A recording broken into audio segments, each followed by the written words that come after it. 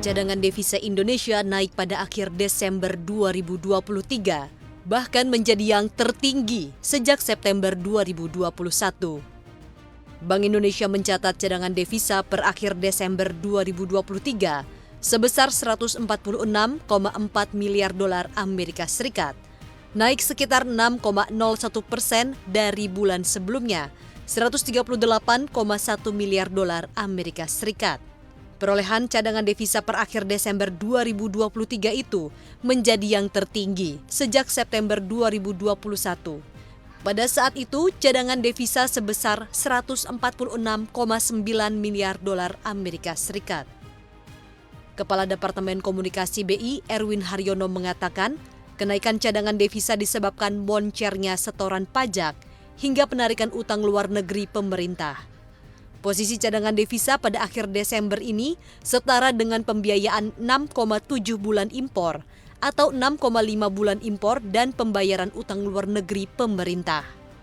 Kementerian Keuangan mencatat penerimaan pajak hingga akhir Desember 2023 1.869,2 triliun rupiah, naik 8,9% dibandingkan tahun sebelumnya. Sementara itu penarikan pinjaman untuk pembiayaan anggaran terrealisasi 98,2 triliun rupiah, naik 164% secara year on year.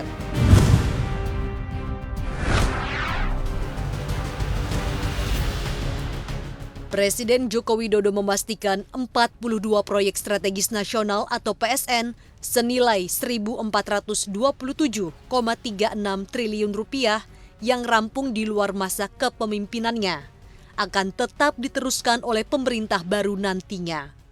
Dengan demikian, proyek-proyek tersebut bakal dilanjutkan oleh Presiden RI yang baru. Direktur Jalan Bebas Hambatan Ditjen Bina Marga Kementerian PUPR, Triyono Juno Asmono menyebut, ada beberapa proyek tol masuk dalam 42 PSN yang dimaksud. Misalnya, Tol Serang Panimbang yang ditargetkan rampung pada 2024.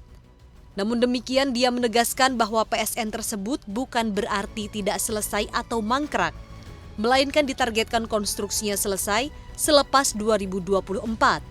Oleh karena itu akan ada beberapa proyek yang dikeluarkan dari daftar PSN yang nantinya menantikan lebih lanjut kebijakan mendatang.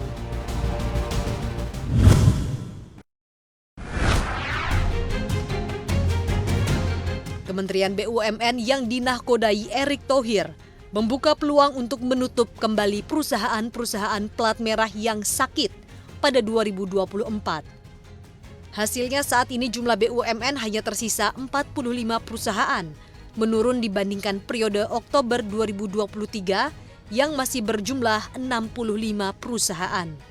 Tahun ini, jumlah perusahaan plat merah ditargetkan berjumlah di bawah 40. Oleh karena itu, Wakil Menteri BUMN Kartiko Wiroatmojo mengatakan pihaknya terus membuka peluang untuk menutup perusahaan plat merah yang sakit pada tahun ini. Perusahaan pengelola aset menargetkan penanganan 15 BUMN bermasalah bakal rampung pada 2024. Kementerian BUMN diketahui telah melakukan sederet aksi korporasi sebagai langkah transformasi, seperti holdingisasi, merger, klasterisasi, hingga penutupan BUMN bermasalah.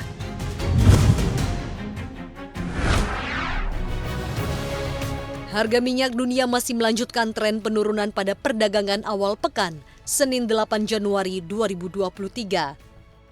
Minyak berjangka acuan WTI dan Brent masing-masing ambles 1,41% dan 1,15%.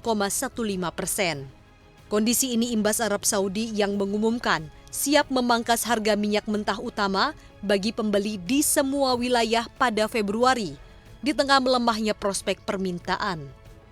Meningkatnya pasokan minyak dari produsen OPEC dan non-OPEC juga meningkatkan kemungkinan terjadinya surplus pasar tahun ini. Di sisi lain, ketegangan geopolitik di Timur Tengah masih terus mendukung harga minyak. Goldman Sachs meramal minyak akan meningkat 2 kali lipat bila Houthi memulai serangan di Selat Hormuz.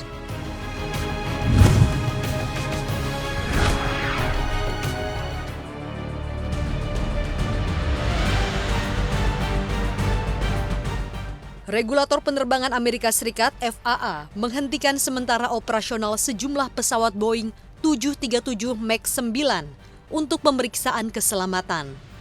Menyusul ledakan panel kabin yang memaksa Alaska Airlines yang membawa penumpang melakukan pendaratan darurat.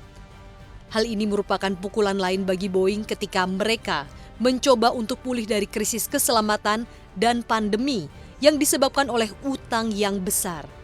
Insiden tersebut membuat badan pesawat robek di sisi kiri saat pesawat naik setelah lepas landas dari Portland, Oregon dalam perjalanan ke Ontario, California pada hari Jumat 5 Januari 2024. Alhasil pilot terpaksa berbalik dan mendarat darurat dengan seluruh 171 penumpang dan 6 awak di dalamnya selamat.